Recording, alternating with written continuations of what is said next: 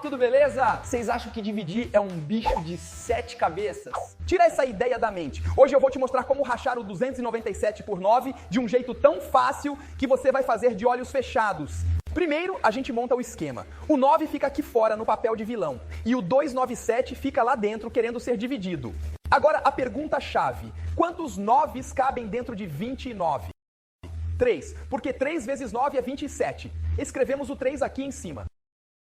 Agora a gente faz 29 menos 27, que sobra 2.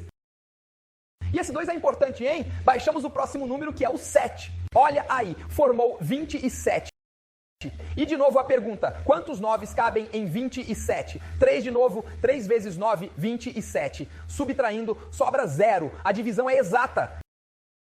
E tá aí, galera, 297 dividido por 9 é igual a 33. Cabo, viu como é simples quando a gente entende o passo a passo? Ficou com alguma dúvida? Manda nos comentários. E se você quer dominar a matemática de uma vez por todas, se inscreve no canal, compartilha e ativa o sininho. Bora pro próximo vídeo? Obrigado. Fui! Números dançam, eu sei decifrar. Cada equação é um jogo a ganhar. Quando penso bem, tudo faz sentido. Matemática é o meu superpoder querido. Soma, multiplica, não vou parar. Desafios